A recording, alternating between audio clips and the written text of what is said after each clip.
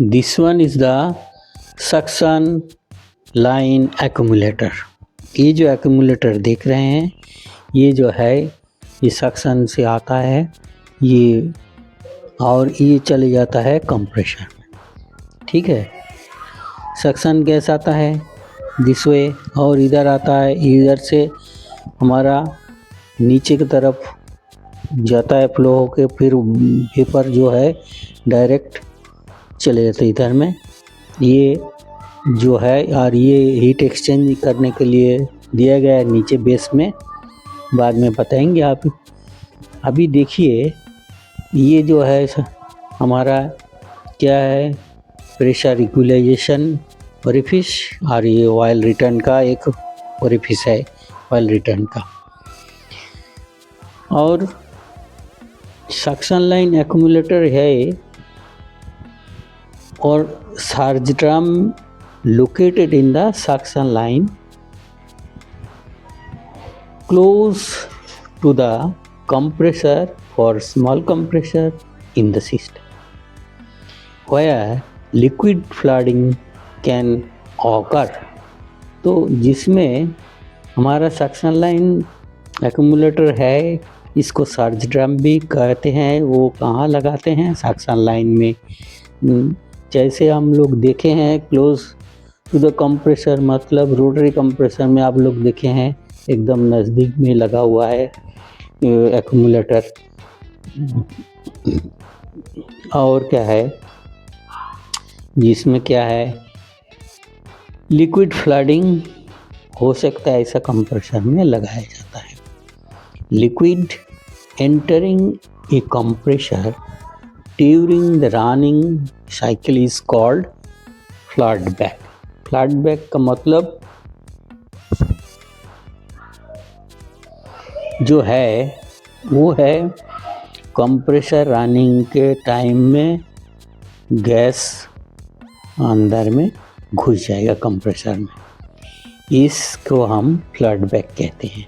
Flood back, so many causes are there, जैसे बोल रहा है बहुत सारे कॉजेस है, जैसे wrong thermostatic expansion valve setting, जिसमें कंप्रेसर में सुपर हीट होता है, उस पर भूल भाल सेटिंग करने से ऐसा होता। रेफ्रिजरेंट चार्ज ज़्यादा होने से भी हो सकता। और क्या है बोलता है, evaporator fan motor operating condition में भी हो सकता, लो लोड इवापोरेटर में होता। एंड ऑफ साइकिल मतलब उस टाइम में भी हो सकता। डिफ्रॉस्ट क्लॉक और heater not operating causing in iced coil, जिसके वजह से भी फ्लड बैक हो सकता। डार्टी और ब्लॉक्ड इवापोरेटर कॉयल, जैसे हमारा इवापोरेटर कॉयल ब्लॉक हो गया, उसके वजह से हवा पास नहीं होगा, जिसके वजह से लिक्विड फ्लड बैक हो सकता है। Capillary tube over feeding, capillary tube से ज़्यादा आ सकता। Capillary tube system over charged, over छोटा स्मॉल में यूनिट में ज़्यादा चार्ज होने से भी हो सकता। Loose thermostatic expansion bulb on evaporator outlet, जो हमारा जो थर्मोस्टेटिक एक्सपेंशन वाल्व का बाल्ब है वो सक्शन लाइन में ठीक से लगाए नहीं जाने से भी हो सकता। Over sized expansion valve over size होने से भी हो सकता।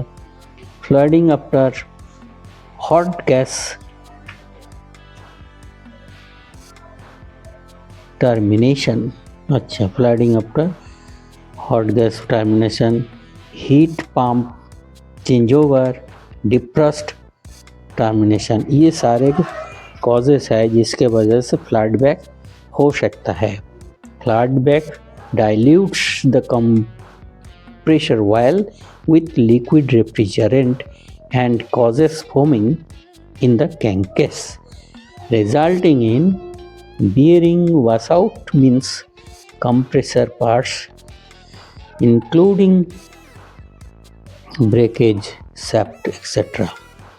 तो इसमें क्या बोल रहा है, फ्लड बैक डाइल्यूट्स कर देता है किसको, कंप्रेसर ऑयल को, जिसके वजह से लिक्विड रेफ्रिजरेंट के साथ मिक्स हो जाता है एंड कॉज फॉर्मिंग, तेल फॉर्म में आ जाता। होने से क्या होता, उसके वजह से क्रैंकेस के अंदर बियरिंग वॉश आउट हो जाता, जिसके वजह से क्या होता, कंप्रेसर पार्ट्स, शाफ्ट वैफ्ट सब खराब हो सकता है। Suction line accumulator collects this liquid and gives it a place to boil up to gas before continuing on the compression। तो सक्शन लाइन एक्यूमुलेटर क्या है, जो एक्सेस लिक्विड है वो हमारा इसमें कलेक्ट हो जाता, जिसके वजह से आहिस्ता आहिस्ता ये बॉयल अप मतलब इवापोरेट होता गैस में, फिर कंप्रेशन में जाने से पहले ही। When liquid is present in the bottom of the accumulator, जब हमारा लिक्विड बॉटम में, एक्यूमुलेटर बॉटम में आता है, most accumulator are designed to meter both the liquid refrigerant and the oil back to the compressor at an acceptable rate that will not damage compressor parts or causes oil forming in the crankcase। तो हमारा जो compressor है, जब liquid bottom position में जमा हो जाता है, उसमें ये एक छोटा ओरिफिस रहता, जिसके वजह से हमारा जितना ऑयल और रेफ्रिजरेंट है बोथ उसका रेट ऐसा दिया जाए एक्सेप्टेबल रेट में, मतलब ज़्यादा ना कम भी ना, जितना ज़रूरत उतना ही है, जिसके वजह से क्या है, फॉर्मिंग नहीं होता कंप्रेसर क्रैंकेस में। This is done with A small metering orifice at the bottom of the outlet tube while the compressor is running। ये जो किया जाता है, एक छोटा ओरिफिस, मीटरिंग ओरिफिस मतलब मीटर करके इतना ही जाएगा, उससे ज़्यादा नहीं जाएगा, उसमें बॉटम में छेद किया जाता उस पाइप में, जिसके वजह से क्या होता, कंप्रेसर रनिंग कंडीशन में भी कुछ प्रॉब्लम नहीं होता।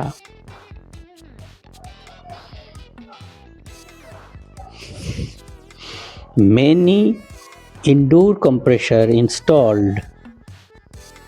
installation have problem with suction accumulator sweating and dripping on floors। अच्छा, बहुत सारे कंप्रेशन में जो इंस्टॉल किया जाता है एक्यूमुलेटर जिसमें स्वेटिंग होता है, वो पानी नीचे फ्लोर में गिरता है। The only way around the problem is so far accumulator to be properly installed completely and vapor sealed to prevent condensate from forming under the insulation।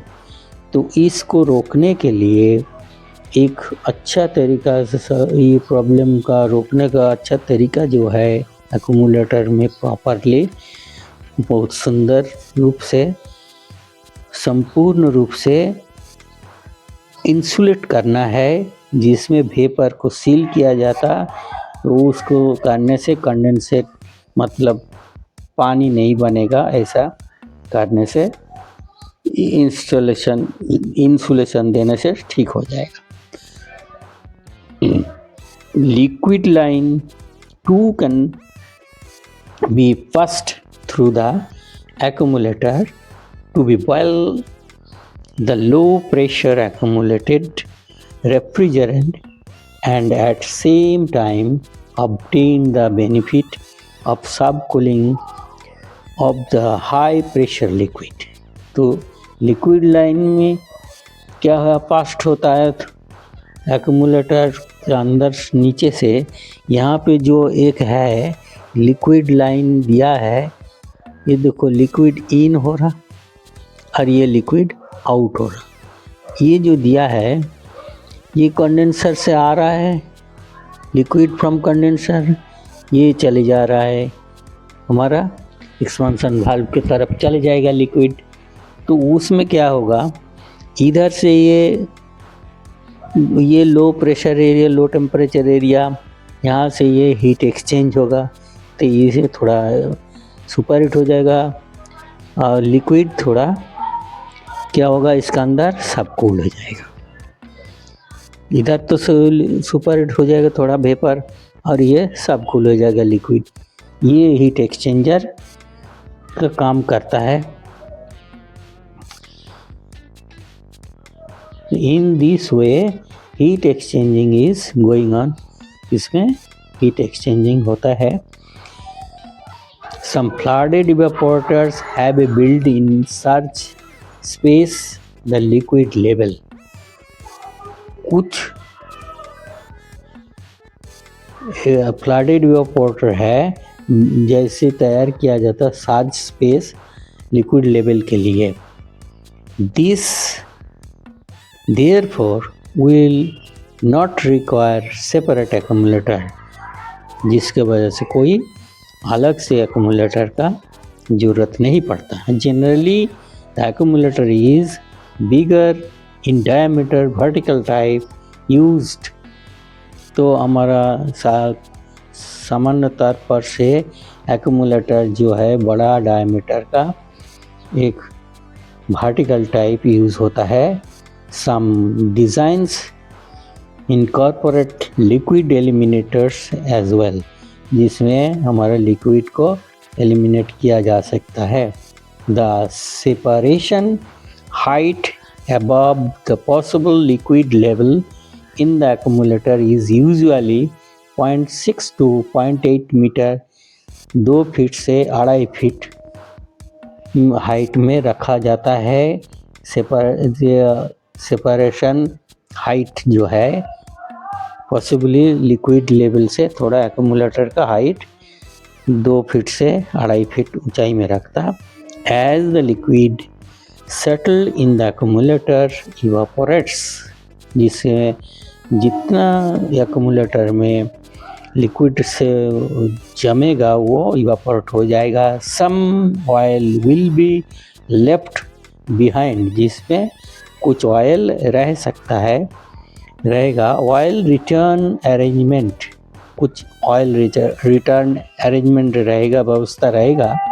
Using the Venturi tube is provided for the return of this oil to the suction line and the compressor।